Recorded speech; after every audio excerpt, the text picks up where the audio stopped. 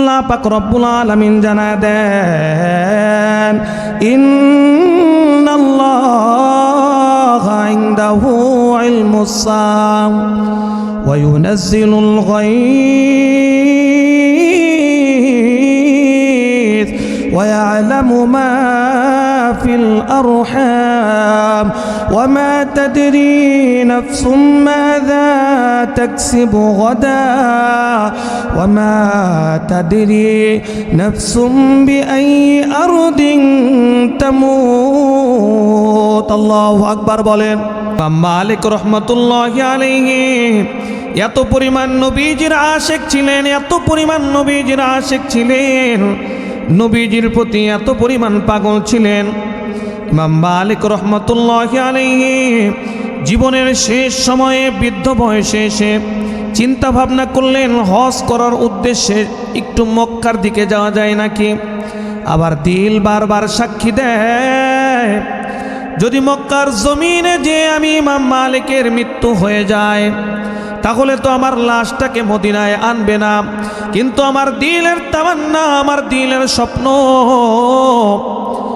যে জমিনের মধ্যে আমার প্রিয় রাসূল শুয়ে রয়েছে, যে জমিনের মধ্যে আখিরে জামানার পয়গম্বর ঘুমিয়ে রয়েছেন, সেই জমিনের মধ্যে আমি ইমাম মালিকও থাকতে চাই। সুবহানাল্লাহ বলেন। ইমাম মালিক রাহমাতুল্লাহি আলাইহি খুবই পেরেশানগ্রস্ত হয়ে গেলেন, গভীর চিন্তার মধ্যে পড়ে গেলেন। তিনি নামাজের মুসল্লায় বসে বসে ভাবতেছেন, আহারে আমি যদি কোনো মতো জানতাম, আমি যদি কোনো মতো জানতাম আমার মৃত্যুটা কখন হবে, কোন জায়গায় হবে, তাহলে আমার জন্য বড়ই সহজ হয়ে যেত। ইমাম মালিক রাহমাতুল্লাহি আলাইহি নামাজের মুসল্লায় দীর্ঘক্ষণ এই ফিকির করতে করতে ঘুমিয়ে পড়েছেন। ঘুমের মধ্যে আল্লাহর হাবিব সাল্লাল্লাহু আলাইহি ওয়াসাল্লামের দিদারটা নসিব হয়ে গেছে। সুবহানাল্লাহ বলেন। যেই নবীজির দিদার দুনিয়ার জমিনে যদি নবীর কোনো উম্মতে মুহাম্মাদি একটাবার পায়, আল্লাহর নবীজি জানায় দেন, ও আমার উম্মতেরা, তোমাদের মধ্যে কেউ যদি স্বপ্ন যুগে আল্লাহর নবীজির দিদার নসিব করে, আল্লাহর নবীজির দিদার যদি কারো স্বপ্ন যুগেও নসিব হয়ে যায়, আল্লাহ পাক রব্বুল আলামিন তার জন্য জান্নাতটা ওয়াজিব করে দেন। সুবহানাল্লাহ। আমি আপনি নবীজির উম্মত হলাম, 50-60 বছরের জিন্দেগিটা পার করে ফেললাম। 60 বছরের মধ্যে আল্লাহর নবীজিকে স্বপ্ন দেখার তৌফিক আমাকে আপনাকে আল্লাহ তাআলা দিলেন না। অথচ দয়ার নবীজি আমার জানায় দেন, ও দুনিয়ার মানুষ, ও আমার উম্মতেরা, তোমাদের মধ্যে কেউ যদি স্বপ্ন যুগে আমি মুহাম্মাদুর রাসূলুল্লাহকে একটাবার দেখো, আমার আল্লাহ তাআলা তার জন্য জান্নাতটা ওয়াজিব করে দেন। সুবহানাল্লাহ। ইমাম মালিক রাহমাতুল্লাহি আলাইহির স্বপ্নের মধ্যে আল্লাহর নবীজির দিদার নসিব হয়ে গেল। ইমাম মালিক রাহমাতুল্লাহি আলাইহি আল্লাহর নবীজিকে বলতেছেন, ইয়া রাসূলুল্লাহ, ইয়া হাবিবাল্লাহ, ওগো আখিরে জামানার পয়গম্বর, আমি ইমাম মালিকের বড়ই মনে চাচ্ছে আল্লাহর কাবা ঘরটা একটু জিয়ারত করে আসি। এখানে যারা হাজী সাহেব আছে না নাই? আছে তো 2-4 জন হাজী সাহেব আছে না এখানে? যারা হজ করে আসে আসলে তারা বুঝতে পারে যে ওই জায়গাটার ফিলটা কেমন, ঠিক কিনা বলে? আমি এ পর্যন্ত যদিও আল্লাহ তাআলা তৌফিক দেন নাই, কিন্তু ইনশাআল্লাহ আল্লাহ দিবেন ইনশাআল্লাহ। যাদেরই আল্লাহ তৌফিক দেন না, আল্লাহ যেন প্রত্যেককে হজ করার তৌফিক দান করেন। সকলে বলে আমিন। আমি যত জনের মুখ থেকে শুনেছি, কাবার চত্বর এমন একটা জায়গা, যে জায়গায় একটাবার দ্বারা যখন বান্দা বলে লাব্বাইক আল্লাহুম্মা লাব্বাইক, লাব্বাইক লা শারীকা লাকা লাব্বাইক, যখন বলা শুরু করে দেয়, ওই বান্দা দুনিয়ার জমিনে হাজারো গুনাহ করে থাকলেও ওই আল্লাহর বান্দার চোখ দিয়ে অঝরে পানি পড়তে থাকে, ঠিক কিনা বলেন? ও মুসলমান, ইমাম মালিক রাহমাতুল্লাহি আলাইহি স্বপ্ন যুগে আল্লাহর নবীজির দিদার নসিব হওয়ার পরে দয়ার নবীজিকে জানায় দেন, ওগো আখেরে জামানার পয়গম্বর, আমি মালিকের তো বড়ই মনে চাচ্ছে আল্লাহ তাআলার ওই কাবা ঘরটা জিয়ারত করে আসি, কিন্তু আমার অবস্থা তো বেশি ভালো নয়। 70টা বছর ধরে হাদিসের দর্স দিয়েছি, এই ভয় আমার দিলের মধ্যে ছিল, যদি আমি মক্কার মধ্যে যাই, ওখানে যদি আমার মৃত্যু হয়ে যায়, তাহলে তো আমি আমার রাসূলের এই মদিনার মধ্যে, মদিনার মাটিতে ঘুমাতে পারবো না। সুবহানাল্লাহ। নবীজির আশেক, নবীজির প্রেমিক কাকে বলে দেখে।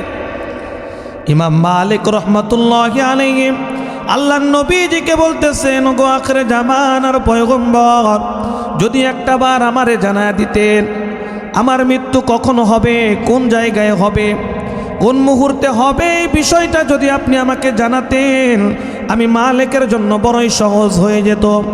আল্লাহর হাবিব সাল্লাল্লাহু আলাইহি ওয়াসাল্লাম কোনো কথা বলেন না। আল্লাহর নবীজি আমার হাতের দিকে তাকায় দেখেন, আল্লাহর নবীজি স্বপ্নের মধ্যে ইমাম মালিক রে এরকমভাবে 5টা আঙ্গুল দেখাচ্ছেন। কয়টা আঙ্গুল দেখা যায়? আল্লাহর নবীজি এরকমভাবে ইমাম মালিক রে 5টা আঙ্গুল দেখাচ্ছেন। ইমাম মালিকের ঘুম ভেঙে গেল। স্বপ্নটা ভেঙে যাওয়ার পরে ইমাম মালিক পেরেশানির মধ্যে পড়ে গেল। আমার নবীজিকে আমি স্বপ্নের মধ্যে বললাম, ইয়া রাসূলুল্লাহ, ইয়া হাবিবাল্লাহ, আমি ইমাম মালিকের মৃত্যু কখন হবে? আল্লাহর নবীজি কোনো কথা বললেন না, 5টা আঙ্গুল দেখালেন। 5টা আঙ্গুল দ্বারা 5 বছর বোঝায়, 5 মাস বোঝায়, 5 সপ্তাহ বোঝায়, নাকি 5 দিন বোঝায়, নাকি 5 মিনিট বোঝায়, নাকি 5 ঘন্টা বোঝায়, এটা আমি মালিক জানি না। ইমাম মালিক আরো বেশি পেরেশানির মধ্যে পড়ে গেলেন। আল্লাহু আকবার বলেন। ও মুসলমান, ভালো করে বুঝবার চেষ্টা করবেন।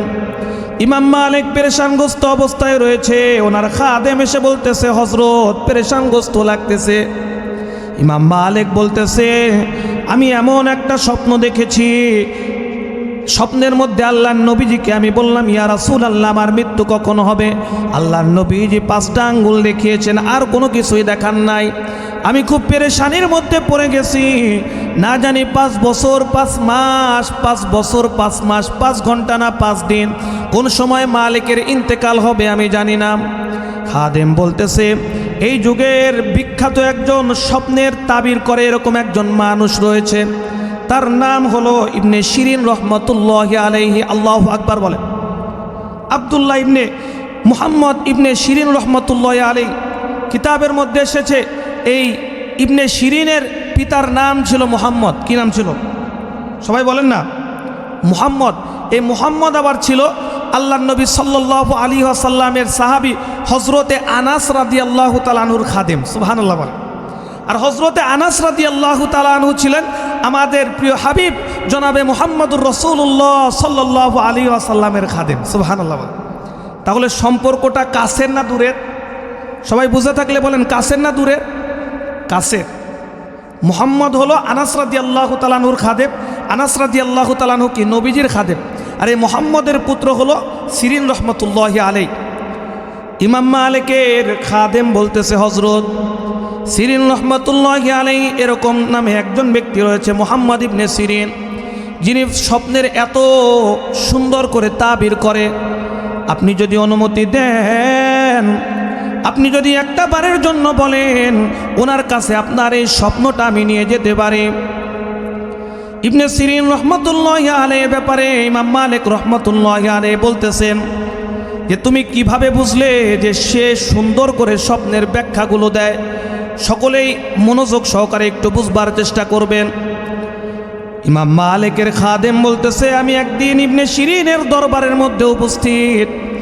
ইবনে শিরিনের দরবারের মধ্যে আল্লাহর এক বান্দা এসে প্রশ্ন করতেছে, হযরত আমি স্বপ্নের মধ্যে দেখলাম আমার খাটের মধ্যে, খাটের নিচে এরকমভাবে আগুনের বাতি জ্বলতেছে। খাটের মধ্যে কি জ্বলতেছে? খাটের নিচে আগুনের বাতি জ্বলতেছে। ইবনে শিরিন রহমতুল্লাহি আলাইহি বললেন যে, তুমি অতি দ্রুত বাড়িতে যাও, তোমার বিবি বাচ্চা সহ ঘর থেকে বের হয়ে আসো, অতি দ্রুত তোমার ঘরটা ভেঙে যাবে। তো খাদেম, ইমাম মালিকের খাদেম একটু কৌতূহলবশত পেছন পেছন গেলেন। যাওয়ার পরে দেখলেন যে আল্লাহর বান্দা তার পরিবারের সদস্যকে নিয়ে বের হয়ে গেল, তার কিছু সময়ের মধ্যে তার ঘরটা ভেঙে পড়ে গেল। আল্লাহু আকবার বলে। ইবনে শিরিন রহমতুল্লাহ আলাইকে আবার আরেকদিন সেম একই রকম প্রশ্ন আরেকজন করতেছে যে হযরত আমি ঘুমের মধ্যে দেখলাম যে আমার বিছানার নিচ থেকে এরকমভাবে আগুন জ্বলতেছে। ইবনে শিরিন রহমতুল্লাহ আলাইহি বললেন যে তুমি তোমার খাটের নিচটা ওই জায়গাটা গর্ত করো, ওখানে তুমি স্বর্ণের বা কোনো একটা খনি পাবে। সুবহানাল্লাহ পড়ে। ইমাম মালিক রহমতুল্লাহ আলাইহির খাদেম বলতেছে আমি যাওয়ার পরে দেখলাম আসলে এটা সত্য। তা আমি শিরিন রহমতুল্লাহ আলাইহিকে জিজ্ঞাসা করলাম যে হযরত স্বপ্ন একই রকম, স্বপ্নটা কি? কৌতূহল আছে না নাই? স্বপ্নটা একই, কিন্তু ব্যাখ্যা দুই রকম কিভাবে দিলেন? মুহাম্মদ ইবনে শিরিন রহমতুল্লাহ আলাইহি বলতেছেন যে দুইটা স্বপ্ন একই রকম কিন্তু সময়টা ভিন্ন। সকলেই বুঝে থাকলে বলেন স্বপ্ন একই রকম, সবাই বলেন সময়টা ভিন্ন।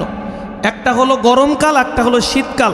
শিরিন রহমতুল্লাহ আলাইহি বলতেছেন যেই ব্যক্তিটা স্বপ্ন দেখেছেন স্বপ্নের মধ্যে গরমকালে এসেছে আমার কাছে, তো গরমকালে আসার পরে আমি যখন দেখলাম স্বপ্নের তাবির দিলাম যে গরমকালে যেহেতু তার খাটের নিচ থেকে আগুন জ্বলতেছে, তার মানে যে কোনো সময় কি ঘরের মধ্যে কোনো একটা বিপদ আসতে পারে, তো আমি এই ব্যাখ্যা দিয়েছি।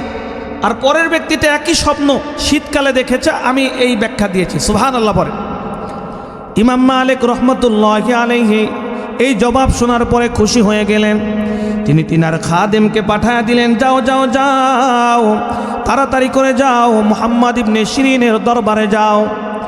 আমার পরিচয় দেওয়ার দরকার নাই, শিরিনের কাছে যে তুমি বলো একজন ব্যক্তি আমার মালিক এরকমভাবে এই স্বপ্ন দেখেছে, এই স্বপ্নের ব্যাখ্যাটা কেমন হবে। ইমাম মালিকের খাদেম যখন ইবনে শিরিনের কাছে চিঠিটা দিল, ইবনে শিরিন এই চিঠিটা পড়ার পরে বলতেছে এই স্বপ্ন কে দেখেছে? খাদেম বলতেছে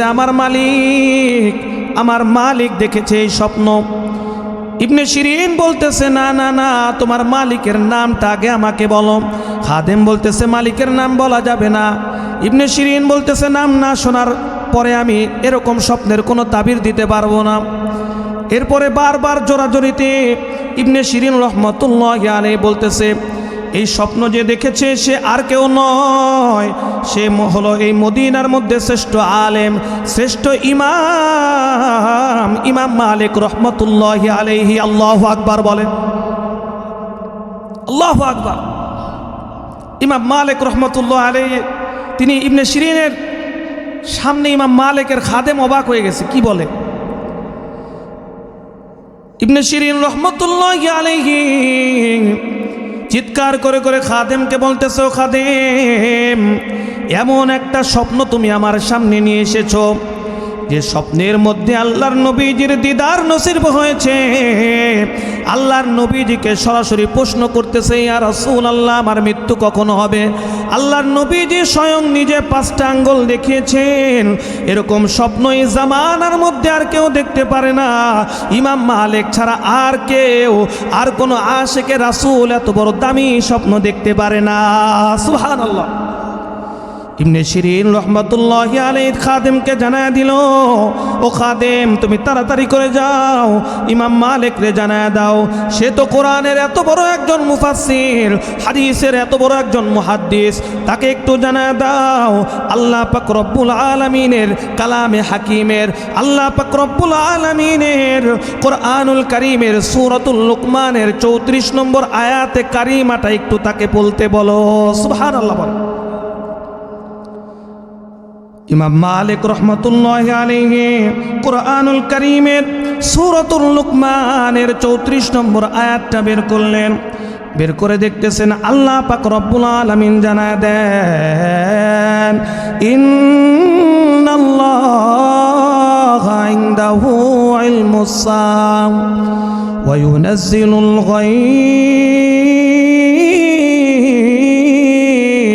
ওয়া ইয়ালামু মা في الأرحام وما تدري نفس ماذا تكسب غدا وما تدري نفس بأي أرض